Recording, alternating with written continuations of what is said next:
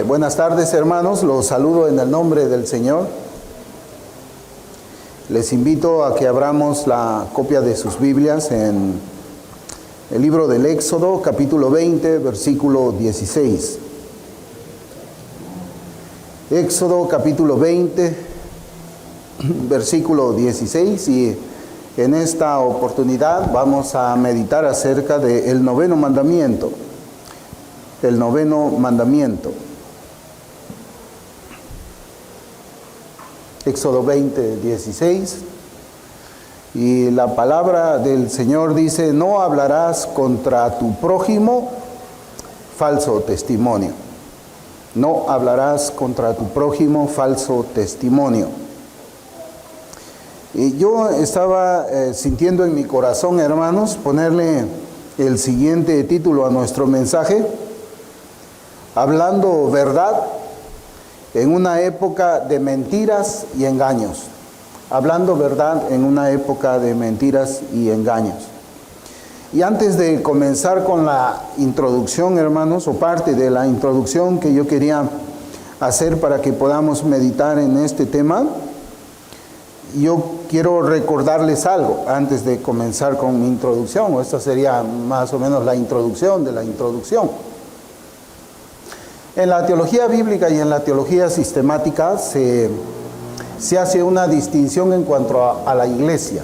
Hay una distinción entre una iglesia visible y hay una distinción con una iglesia invisible. La iglesia visible son aquellas iglesias locales donde nosotros podemos apreciar a muchas personas que han hecho una profesión de fe en Cristo y se reúnen en un local determinado para adorar al Señor cada domingo y escuchar su palabra.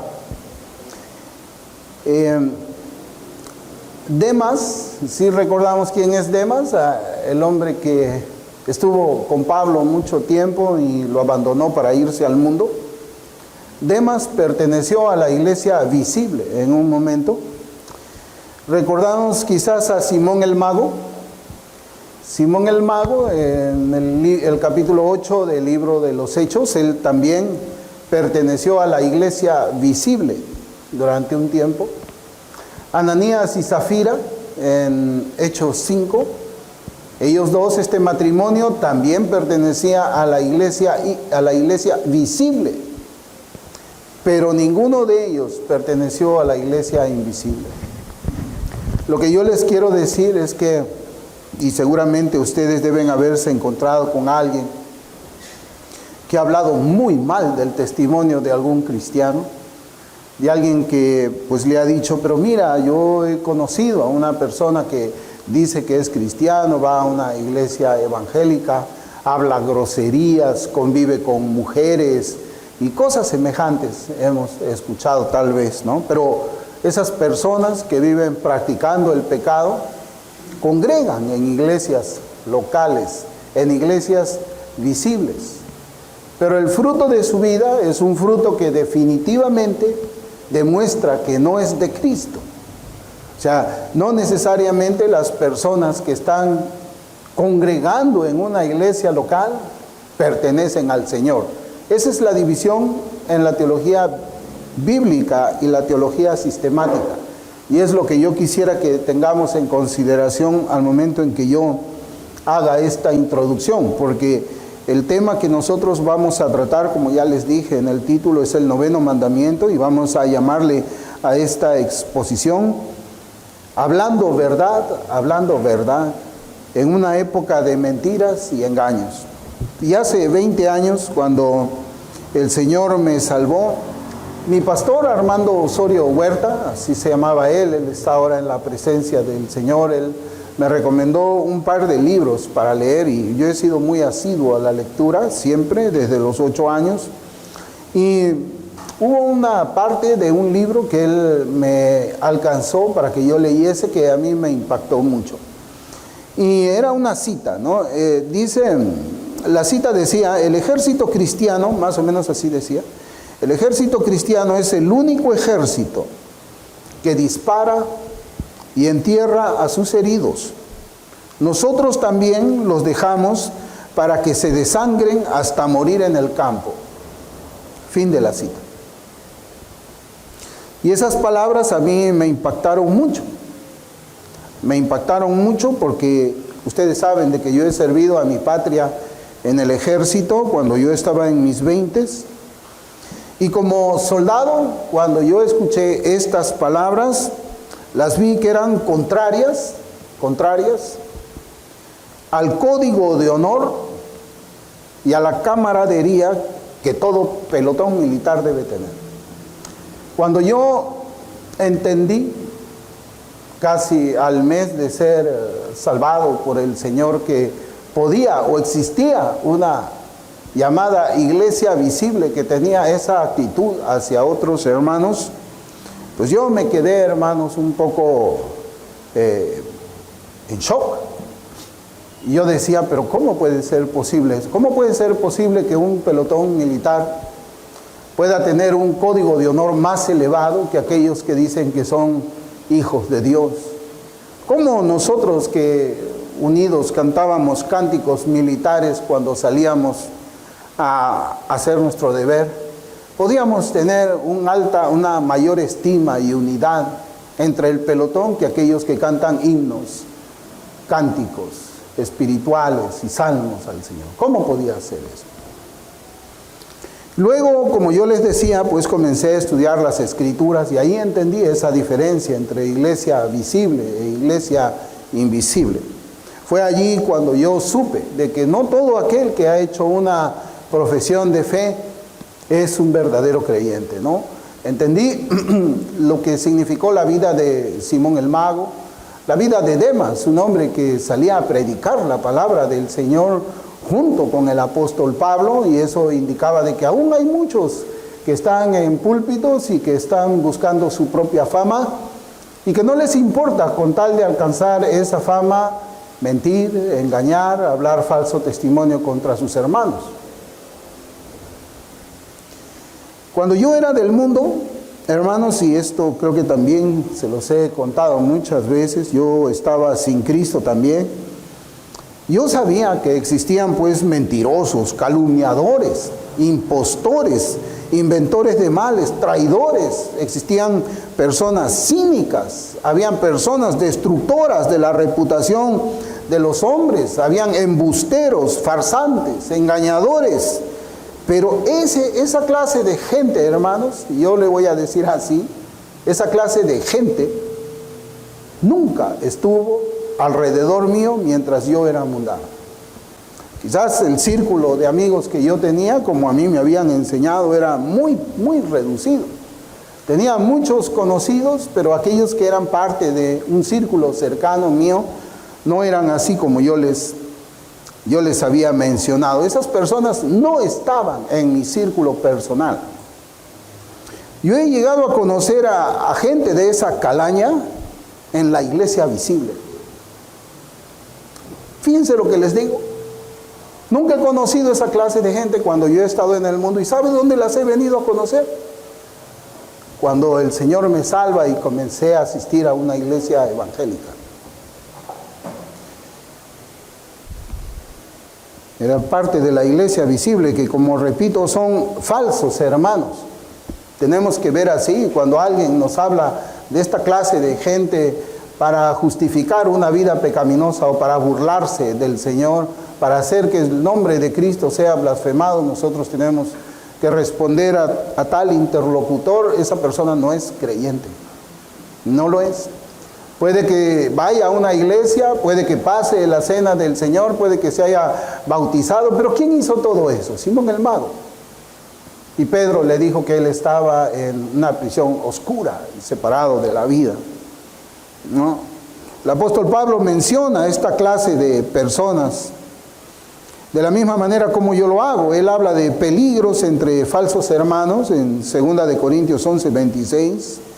En Gálatas 2:4 habla de los falsos hermanos introducidos a escondidas.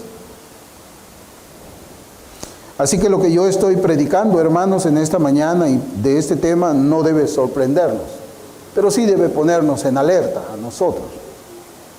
Estos impíos, disfrazados de cristianos, ellos utilizan sus lenguas como armas para hablar contra el prójimo, falso testimonio. Y yo sé que ellos no heredarán el reino de los cielos, porque Apocalipsis 21:8 dice: pero los cobardes e incrédulos, los abominables y homicidas, los fornicarios y hechiceros, los idólatras y todos los mentirosos tendrán su parte en el lago que arden con fuego y azufre, que es la muerte segunda. Yo entiendo que hay personas de esa calaña, hermanos, en el mundo. Las hay. Todos hemos caminado en algún pecado, en muchos pecados, ¿no? Pero nos hemos apartado posiblemente de cierta clase de pecado por alguna instrucción en la casa que hayamos tenido nosotros.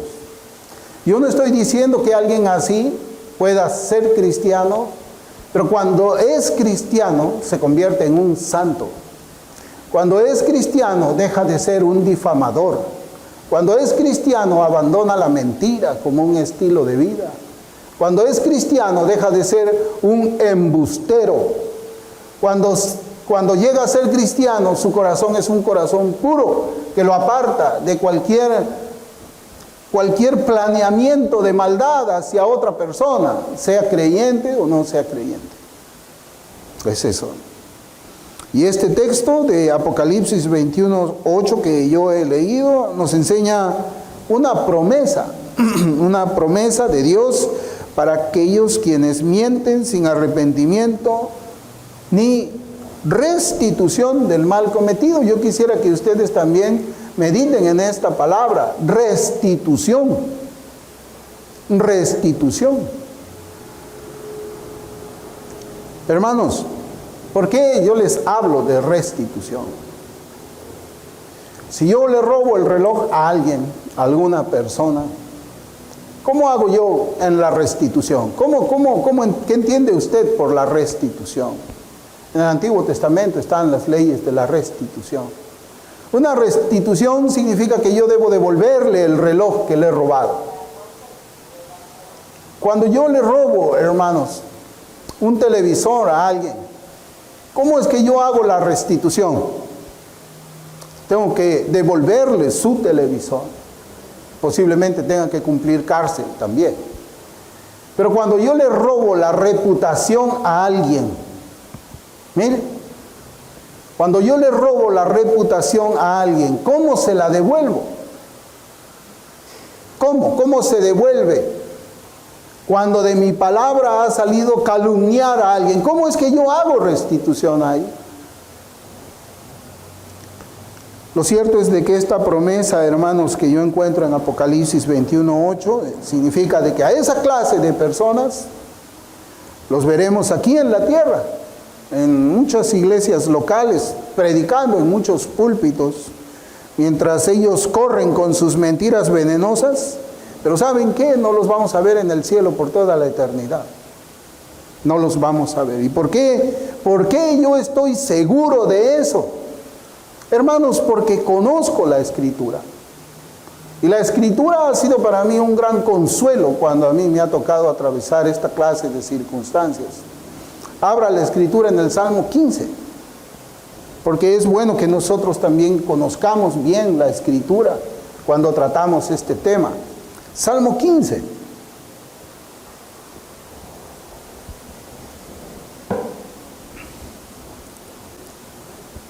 Salmo 15, versículos del 1 al 3. La palabra de Dios enseña: Jehová, ¿quién habitará en tu tabernáculo? ¿Quién morará en tu monte santo? El que anda en integridad y hace justicia y habla verdad en su corazón. El que no calumnia con su lengua, ni hace mal a su prójimo, ni admite reproche alguno contra su vecino. El que no calumnia con su lengua, el tal no habitará en el monte santo de Dios. Y esto es una referencia, hermanos, al cielo. Por eso es que yo les decía a ustedes de que esta escritura que he leído del libro de Apocalipsis nos enseña eso. Y el punto principal que yo quiero compartir ahora es que el Señor nos ayude, nos libre de ser una congregación que habla falso testimonio contra cualquier hermano que se reúne con nosotros o contra cualquier otro que se reúne en otra iglesia local. Estas primeras advertencias que vemos en las Escrituras debemos aplicarlas a nosotros mismos.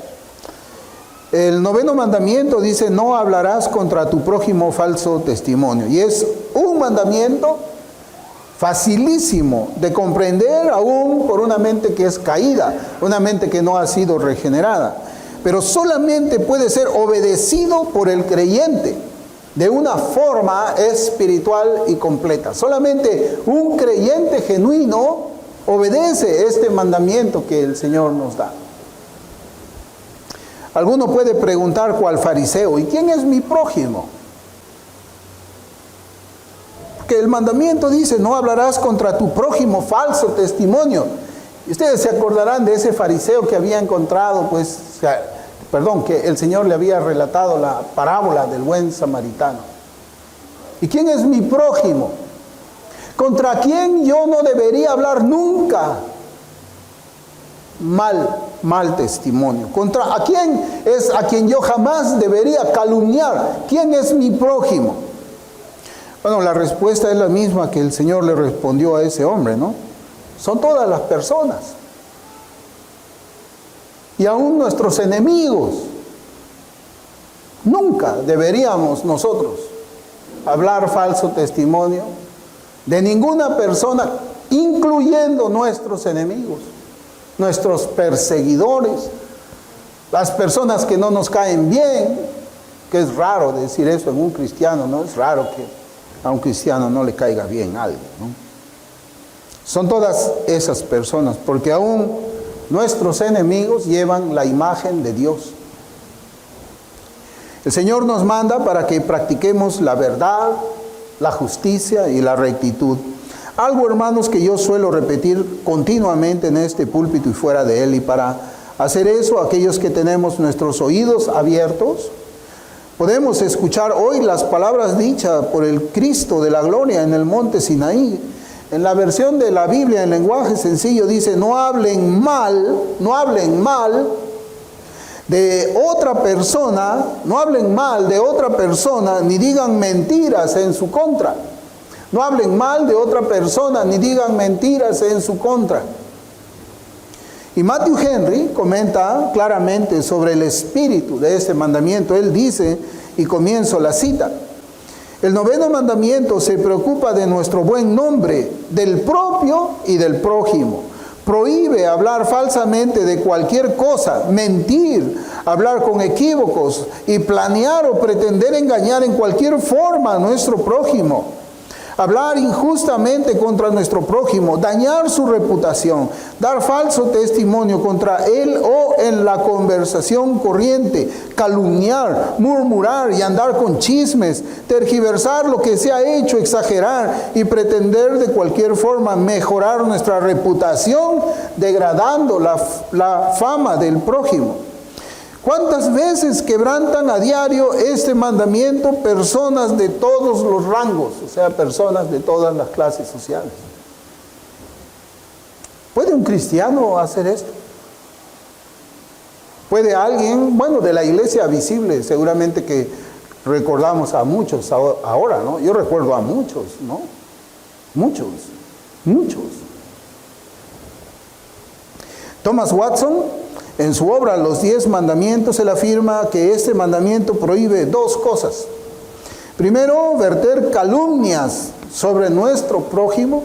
Y 2, el falso testimonio. Y el falso testimonio incluye 3 pecados. Incluye hablar, dar testimonio falso y jurar falsamente contra el prójimo. Hablar contra el prójimo, jurar falsamente. Pasar un chisme de aquí y por allá. Eso no debe ocurrir en nuestra iglesia. Si es que nosotros somos una iglesia no solamente visible, sino también invisible. Si es que nosotros hemos sido regenerados verdaderamente por el Espíritu Santo, no debería existir nada de lo que menciona el puritano ni Matthew Henry en este lugar.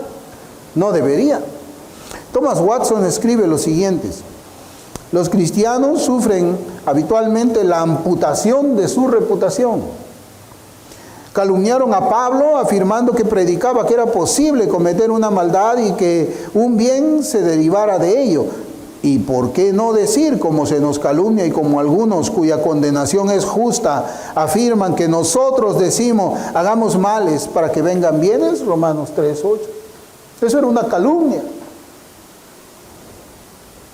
Continúo citando a Watson. El renombre suele destruirse por medio de la calumnia y ni siquiera la santidad misma inmuniza contra ella. La inocencia del cordero no lo protege del lobo. Cristo, el ser más inocente que jamás pisara la tierra, fue acusado de ser amigo de los pecadores. Juan el Bautista era un hombre que llevaba una vida santa y austera, y sin embargo de él se decía, demonio tiene, Mateo 11:18. La Escritura describe la calumnia como herir con la lengua. Venid e hirámoslo de lengua. Jeremías 18:18. Fin de la cita. Es espantoso escuchar esto, ¿verdad?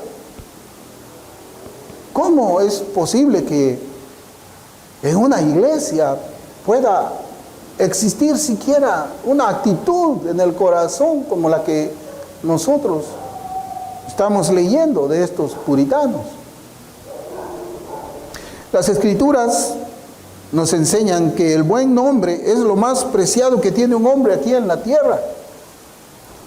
En Proverbios 22:1 dice, de más estima es el buen nombre que las muchas riquezas. A un hombre le importa mucho su buen nombre. Le importa, a nosotros nos importa. Los hijos de Satanás saben eso. Los hijos de Satanás saben que al hombre le importa mucho su fama. Hiérale la fama, el buen nombre a alguien, va a ver cómo se entristece y hasta llora. Y los hijos de Satanás saben eso, por lo que ellos buscan destruir la buena reputación de aquellos que aman al Señor y son fieles a su palabra. Y para hacer eso, ellos usan palabras que no concuerdan con los hechos. Miren, palabras que no concuerdan con los hechos. Y nosotros vivimos así ahora, hermanos. Vivimos sumergidos en una sociedad acostumbrada a la mentira y a la destrucción del buen nombre. Mire usted las noticias nada más. Mire usted cómo se tratan los políticos. Hoy día creo que han traído ya, no lo sé, a un expresidente, hoy día iba a llegar. Ese hombre era el rey de la mentira, hermanos, mentiroso hasta los huesos, calumniador de primera. Yo anoche estaba viendo, hermanos, cómo es que el hombre se ha despojado aún de toda vergüenza para mentir abiertamente. Porque horas antes de que él vaya al aeropuerto estaba cargando su camioneta, no se estaba subiendo cajas ahí y todo eso, hasta que se da cuenta que alguien lo está grabando. Y cuando está en el aeropuerto está en una silla de ruedas, haciéndose pasar como alguien muy enfermo a las horas siguientes. Nosotros vivimos en esa clase de sociedad. La iglesia no debería ser así. No debería ser así. El falso testimonio pues tiene como consecuencia la destrucción del calumniado. La destrucción del calumniado. No delante de Dios posiblemente, pero sí delante de los hombres. Y es la consecuencia de la destrucción de la reputación, ¿no? Se destruye la reputación del calumniado. ¿Con qué propósito? ¿Saben con qué propósito? Y usted ahí se va a dar cuenta cuando alguien está en contra del 9º mandamiento. Para que otros creyentes no se puedan relacionar con una determinada persona. Para que otros creyentes no se puedan relacionar con una persona. ¿Por qué? ¿Por qué? ¿Saben por qué? Aunque no te lo digan de una manera directa, porque finalmente el efecto del falso testimonio hace que nadie quiera relacionarse con alguno que tiene mala fama. Es así, es crear mala fama, es crear mala fama y crear mala fama. Y después nadie quiere relacionarse con la persona calumniada. Hermanos, ¿y cuál es el origen del falso testimonio? ¿Cuál es el origen del falso testimonio? Es el odio. Detrás del falso testimonio hay odio, odio, odio, odio. Odio por la verdad y odio por el prójimo. Odio por la verdad y odio por el prójimo. Y la otra pregunta que debemos hacer, ¿y quién es el que está detrás de toda mentira? ¿Quién? Juan 8:44 dice, vosotros sois de vuestro padre el diablo, y los deseos de vuestro padre queréis hacer. Él ha sido homicida desde el principio, y no ha permanecido en la verdad, porque no hay verdad en él. Cuando habla mentira, de suyo habla, porque es mentiroso y padre de mentira. Recordemos, hermanos, de un matrimonio que confabuló en lo secreto para mentir abiertamente a la iglesia. Estoy hablando de Ananías y Zafira. En Hechos 5:3 dice, y dijo Pedro, Ananías, mire, para que usted note cómo es que Satanás es el padre de la mentira, de la calumnia y dormir. Y dijo Pedro a Ananías, ¿por qué llenó Satanás tu corazón? ¿Quién era el que estaba detrás de esa mentira? Satanás. Y Pedro, con el discernimiento que tenía, con las palabras que le daba el Espíritu Santo que hablase, le dice, ¿por qué Satanás te llevó a mentir? Por eso el que está detrás de toda calumnia, el que está detrás de destruir toda la reputación, es el diablo. Y el diablo, yo creo que solamente, hermanos, puede él entrar, llenar el corazón de los incrédulos, pero no creo del creyente. El falso testigo, aquel que da testimonio falso en la congregación de los santos, el que da testimonio falso en la congregación de los santos es aborrecible para el Señor. Y yo quisiera que veamos Proverbios 6.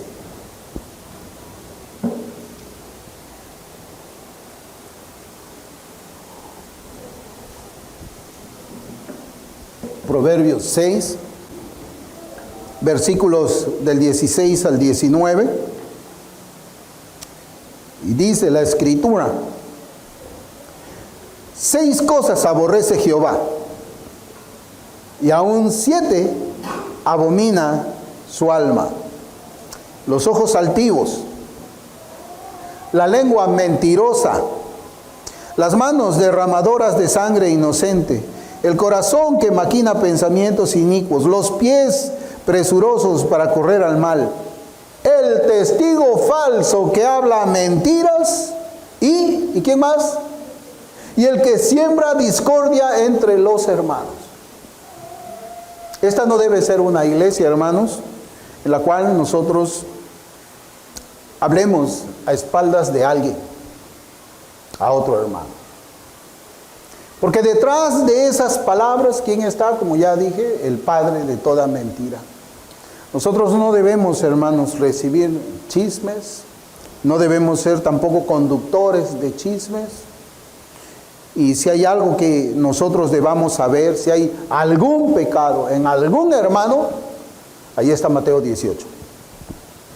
Si hay un pecado que está, o hay un hermano que está cometiendo pecado, el chisme no es la alternativa bíblica.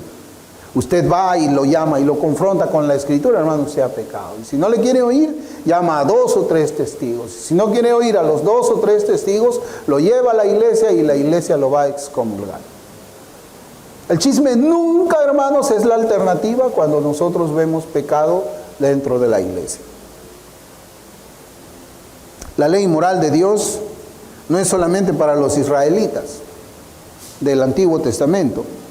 Lo que Dios les prohibió a ellos, también lo prohíbe a nosotros. Por eso es que nosotros no debemos dar falso testimonio del prójimo. No debemos. También nosotros vemos que el Señor Jesús nos manda a juzgar con justo juicio. A juzgar con justo juicio. ¿Qué significa eso? Que no debemos juzgar según nuestros sentimientos. No juzgamos de acuerdo a nuestros sentimientos. No juzgamos de acuerdo a lo que a mí me parece. Nosotros tenemos acá la verdad. Y en ese sentido debemos juzgar según las pruebas objetivas que están delante de nuestros ojos. ¿Ya? Juan 7:51. Dice, ¿juzga acaso nuestra ley a un hombre si primero no le oye y sabe lo que ha hecho? O sea, no puede haber juicio si es que aquella persona que ha sido acusada no se defiende, y no puede haber juicio si es que nosotros no conocemos con certeza los hechos de los que se le acusa. Albert Barnes comenta de este versículo en los siguientes términos. Él dice, la condenación de Jesús fue una violación de toda regla de justicia. No fue procesado, no fue escuchado en defensa propia, no se adujo un solo testigo. Nicodemo exigió que se hiciera justicia y que no fuera condenado hasta que tuviera un juicio justo. Se debe presumir que todo hombre es inocente hasta que se pruebe su culpabilidad. Esta es una máxima de derecho y un precepto justísimo y propio en nuestros juicios en la vida privada. Fin de la cita. Otro artilugio, y yo también he visto eso dentro de la iglesia visible, otro artilugio del ser humano sin Cristo, lo encontramos en la frase, es una media verdad. Es una media verdad. Hermano, yo me preguntaba, ¿existe una media verdad? No existe una media verdad. Lo que sucede es que hay de los que juegan con las palabras del prójimo para que el significado de ellas parezcan otra cosa. Por ejemplo, y acá yo quiero poner un ejemplo bíblico de lo que es la media verdad o la manipulación de las palabras. ¿Para qué? Para acusar falsamente a alguien, a un hermano o a cualquier persona, así fuese nuestro enemigo. Yo quisiera que abramos, hermanos, en la Escritura. Vamos a abrir en Mateo 26 y de ahí en Juan 2. Mateo 26 y Juan 2. Ahí va abriendo usted y también lo va separando.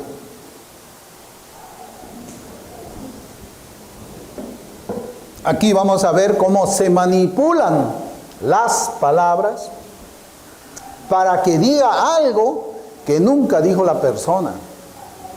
Mateo 26, versículos 59 al 61. Y dice la Escritura. Mateo 26, 59, 61. Dijo, y los principales sacerdotes y los ancianos y todo el concilio buscaban falso testimonio contra Jesús para entregarle a la muerte, y no lo hallaron, aunque muchos testigos falsos se presentaban. Pero al fin vinieron 2 testigos falsos que dijeron, este dijo, puedo derribar el templo de Dios y en 3 días reedificarlo. Miren lo que dijeron estas 2 personas. Yo quisiera, hermanos, que prestemos atención a las palabras. Ellos dijeron que el Señor Jesucristo había dicho, puedo derribar el templo de Dios y en 3 días reedificarlo. Eso es lo que ellos testificaron para poder sentenciar a Cristo a muerte. Y yo les pregunto, hermanos, ¿fue eso lo que dijo el Señor? A veces nuestra memoria puede resultar un poco débil, ¿no? Y podemos decir, bueno, parece que sí, el Señor dijo eso. Pero tenemos que ir, hermanos, a la Escritura y repasar palabra por palabra qué cosa fue lo que dijo el Señor para poder descubrir la mentira de estos falsos testigos. Por eso, en Juan capítulo 2, ahora voy a leer los versículos del 18 al 21. Y los judíos respondieron y le dijeron: ¿qué señal nos muestras ya que haces esto? Respondió Jesús y les dijo. ¿Qué es eso? Respondió Jesús y les dijo: destruid este templo y en 3 días lo levantaré. Dijeron luego los judíos: en 46 años fue edificado este templo y tú en 3 días lo levantarás. Mas él hablaba del templo de su cuerpo. Entonces, hermanos, ¿se da usted cuenta? El Señor dijo, destruid este templo y en 3 días lo levantaré. Los falsos testigos testificaron en un juicio, diciendo que el Señor dijo: puedo derribar el templo de Dios y en 3 días reedificarlo. ¿Cómo se manipulan las palabras, hermano? Algunas veces te sacan de contexto. Te cortan la mitad, de la mitad hasta acá y ya, ahí parece que tú afirmaste algo y no te ponen en todo el contexto. Como yo les contaba a algunos hermanos, había alguien que decía: no, en Hechos 15 están todas las prohibiciones para los cristianos. No comer ahogado, circuncidarse, no sé, todo eso que vemos ahí, no comer sangre, ¿no? Guardados de los ídolos. Realmente ese es todo lo que verdaderamente dice la Escritura para todos los cristianos. Yo tuve que llevar al hermano, vamos a leer todo el capítulo para que él se dé cuenta cómo manipulaban la palabra de Dios para hacer que la palabra de Cristo diga algo que no dijo. Hermanos, ¿y esto quién lo hizo? ¿Lo hizo alguien del mundo? No, lo hizo alguien que pertenece a la iglesia visible. Y si no tienen miedo, hermanos, de torcer la palabra de Cristo, ¿usted cree que van a tener miedo de torcer la palabra nuestra? No darás falso testimonio. Eso es dar falso testimonio, torciendo las palabras. Hermanos, sucede con tanta frecuencia en el mundo que las palabras del prójimo se falsifican y se da otro significado, pero eso no debería suceder en los círculos de las personas que dicen que han nacido de nuevo. Una persona que ha nacido de nuevo no puede actuar de esta forma. Como dije al inicio, hermanos, cuando estaba sin Cristo, yo sabía que habían calumniadores, pero ellos no eran parte de mis círculos cerrados de amigos. A los calumniadores les he venido a encontrar en las iglesias evangélicas locales. ¿Quién es un calumniador? Es una persona que voluntariamente difunde una falsedad y esparce mentiras en perjuicio de su prójimo.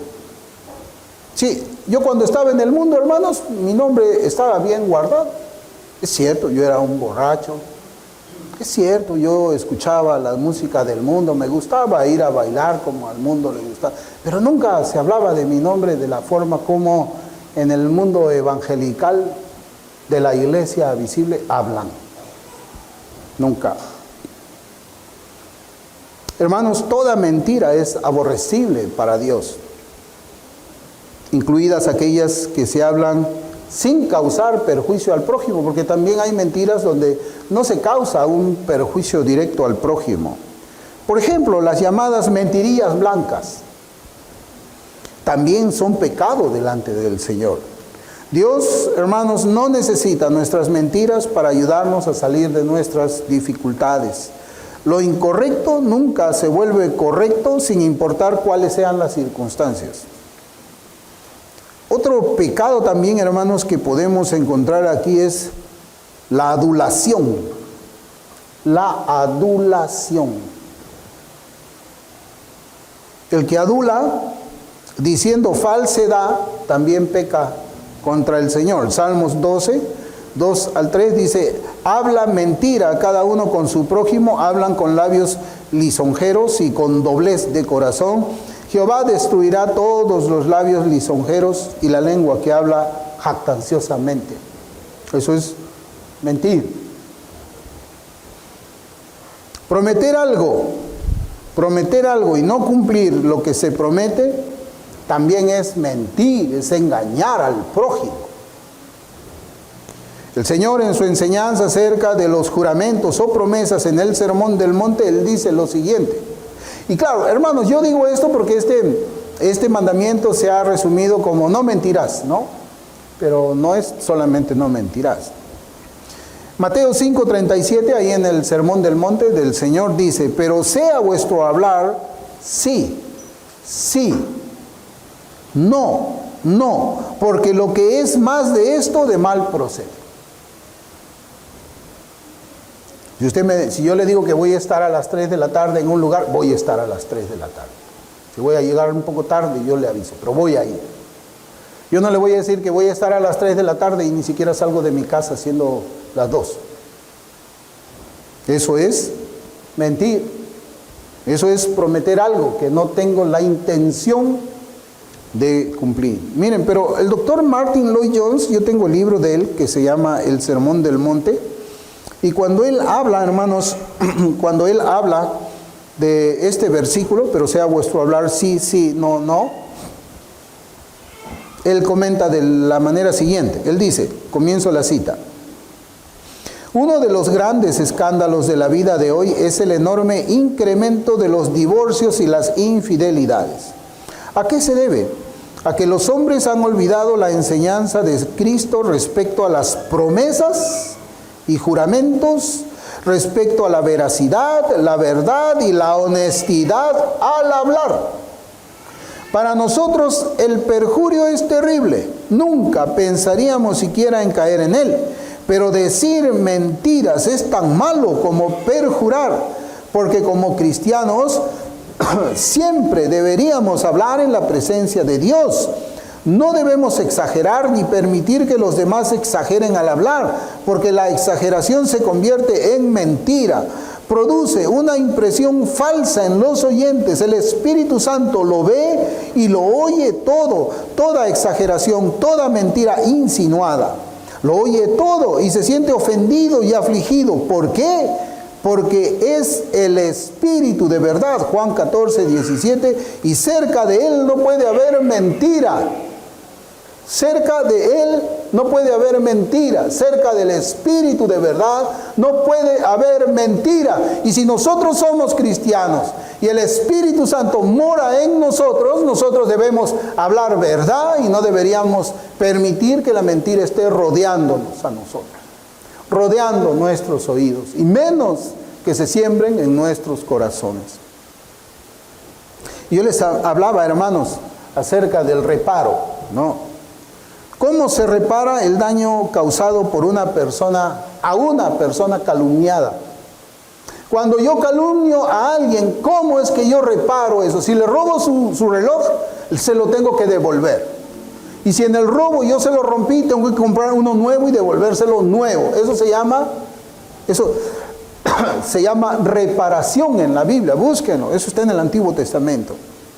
Hermanos, mire, cuando yo era niño,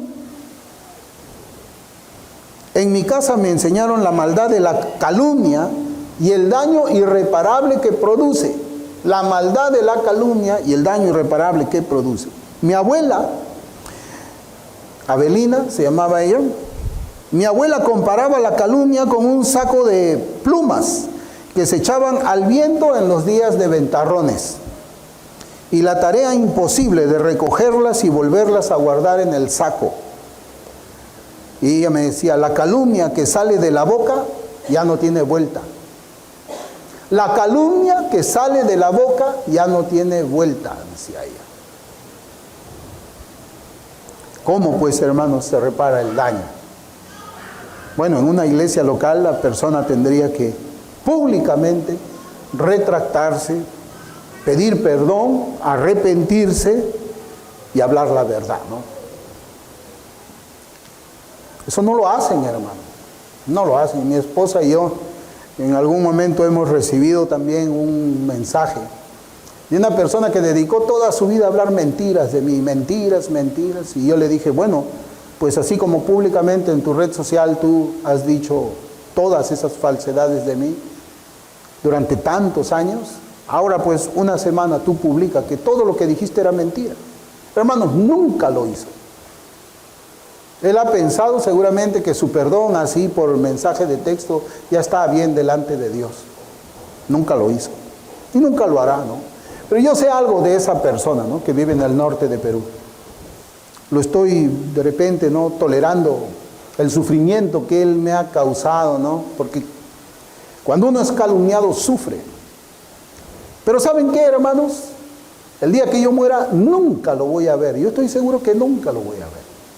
Esa persona conoce las doctrinas de la gracia, las 5 solas, pero con su doctrina de la gracia y sus solas va a terminar en el infierno. Yo lo sé. Yo lo sé. Lo que a mí me enseñaron, hermanos, yo les hablo de cuando eran niños, ¿no?, es que la calumnia causa daños irreparables. Y tristemente muchos profesantes, digo tristemente, muchos de esos profesantes ni siquiera tuvieron en sus casas quien les enseña acerca de las consecuencias de esos pecados. Aquí hablo ya de una instrucción en la carne. No estoy hablando del mandamiento. Nunca tuvieron una madre, un padre que les diga, oye, no calumnies, porque la calumnia es horrible, es lo peor que hay. Nunca, ni siquiera eso tuvieron.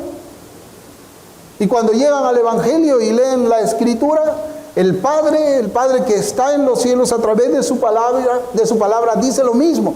No calumnies, pero ¿saben qué? Igual calumnian. Es un problema del corazón. Ellos pertenecen a la iglesia visible, pero no a la iglesia invisible. Hermanos, lo que yo siempre me he preguntado delante de Dios es lo siguiente: ¿cómo es la conciencia del calumniador y del que está acostumbrado a hablar engaños y mentiras? El FBI, algunas veces yo he visto, ¿no?, y hablan en esas series, yo les estoy hablando algo que mientras leo la pregunta, habla de los perfiladores del FBI, los profilers que le llaman. El profiler es aquel que se mete en la mente del asesino serial. Y una vez que está en la mente del asesino serial, comienza a decir, es una persona que es de tanta edad, ha sido maltratado de niño, ha estudiado acá, ¿no?, y saca un perfil, ¿no?, un profile del asesino. Y yo me ponía a pensar, ¿y cómo será la mente de una persona que es calumniadora? Hermanos, nunca he podido yo saberlo. No tengo idea cómo es que debe ser. Porque en el mundo yo no practicaba eso y no lo practico siendo creyente, ¿no? Así que en el mundo no conocía. Yo sabía que habían calumniadores, pero nunca han estado cerca de mi círculo cerrado. Bueno, a la luz de la Biblia yo debo decir que es una conciencia cauterizada por repetir y transmitir las calumnias al prójimo. Es una conciencia que habita en las oscuridades más profundas, donde la luz ya no llega ni alcanza a alumbrar. Yo me preguntaba, ¿podrá un redimido vivir en ese estado de acostumbramiento al pecado? Como por ejemplo la persona que yo les decía, ¿no? Algo dice, ¿no? Bueno, sí, se acordó después de años de todo lo que hizo, ¿no? Pero bueno, ahí está. Mi reacción frente a los calumniadores que se autodenominan cristianos, hijos de Dios, ha sido la de separarme de ellos. Generalmente ustedes, hermanos, yo no me separo mucho por asuntos denominacionales. Yo tengo buenos amigos que son arminianos, converso con ellos. Yo no me separo, hermanos, por un asunto del bautismo, si se bautizan creyentes o ese no es un motivo de separación para mí. Yo siempre me he separado por un motivo moral, por la inmoralidad de ellos. Yo me he separado de calumniadores. Y son calumniadores que todavía enseñan en sus púlpitos. Esa es la razón por la cual yo me separo. Yo no me separo por otra cosa, mamá. Yo no me separo de alguien que no conoce las 5 solas, trato de enseñarle. Es más, yo he tenido un gran amigo mío que era, pues, arminiano de hueso colorado. Él pertenecía a una denominación wesleyana, era un pastor muy querido por mí, muy querido. Jorge, no me acuerdo su apellido ahorita. Jorge, allá en Dallas, Texas. Yo lo conocía a él y me gustaba orar con él. Me invitaba a su casa, él y su esposa, aun cuando él sabía que yo era también un calvinista de hueso colorado, y hermanos, comiendo tacos en su casa, riéndonos, y su esposa participando, conversábamos de estos temas teológicos. Pero era un hombre íntegro, era un hombre temeroso de Dios. Es más, yo creo que me hubiese gustado ser amigo de John Wesley también. No pensamos igual. Pero yo, de lo que he leído de ese hombre, era un hombre santo, tan santo que George Whitefield creía que ese hombre arminiano iba a estar más cerca del Señor que el mismo Whitefield. ¿Qué es lo que espera al que calumnia a su prójimo? ¿Qué le espera al engañador y al mentiroso? Bueno, esas personas lo que hacen es invocar la terrible ira de Dios. Porque como ya dije antes, la mentira, el engaño y la calumnia son obras del diablo. Él es el padre de la mentira. Su nombre, diablo, búsquelo, hermanos, ahí si usted tiene algún diccionario, significa calumniador. Diablo significa calumniador. Su lengua es falsa. Lengua falsa. Según Santiago, esa lengua es inflamada en el fuego del infierno. Ahí está en Santiago 3:6. Solamente una persona en estado de enemistad con Dios miente, engaña y calumnia a su prójimo. Cuánta miseria, dolor y lágrimas ha causado la lengua calumniadora, engañadora y mentirosa. ¿Cuántos corazones están permanentemente distanciados unos de otros por causa del pecado de mentira, de la calumnia? ¿Cuántas personas han sido y son asesinadas por las calumnias, los engaños y las mentiras? Y aquí yo les voy a recordar algo. ¿Por qué yo digo que son asesinadas por causa de la mentira, el engaño y la calumnia? Acuérdese usted de quién, de Nabot, la viña de Nabot. Jezabel mintió, calumnió para que lo maten a Nabot siendo inocente. Y más que Nabot, recordémonos de Cristo, calumniado también por hombres malos, perversos. Jezabel pues fue devorada por los perros debido a su calumnia contra Nabot. Amán, acuérdense de Amán, ahí en el libro de Esther. Amán el agageo fue colgado en su propia horca por sus calumnias y mentiras contra los judíos. Entonces, pregunto, ¿el santo Dios no castigará ese pecado? ¿Ustedes creen que Él no va a calumniar este pecado? La mentira, el engaño, la calumnia. Hermanos, qué terrible debe ser para el calumniador, para el engañador, para el mentiroso, morir con esos pecados cargados en sus almas. Yo me pregunto, ¿cómo puede alguien justificar esos pecados delante de Dios? ¿Cómo? ¿Cómo puede alguien justificar la calumnia delante de Dios? ¿Cómo pueden justificar la mentira, el engaño? Ya les he dicho, eso nace del odio, hermanos. ¿No se vengará Dios de un alma calumniadora, engañadora y mentirosa? Algunos creen que no. Algunos creen que pueden mentir, pueden acusar falsamente a los santos, pueden difundir calumnias contra los hijos de Dios. Pero ¿saben qué, hermanos? Ya para terminar voy a citar solamente un pasaje de la Escritura y que sea para nosotros como una amenaza de parte de Dios. Proverbios 19:5 dice: el testigo falso no quedará sin castigo, y el que habla mentiras no escapará. Proverbios 19:5. El testigo falso no quedará sin castigo, y el que habla mentiras no escapará. Vamos a orar.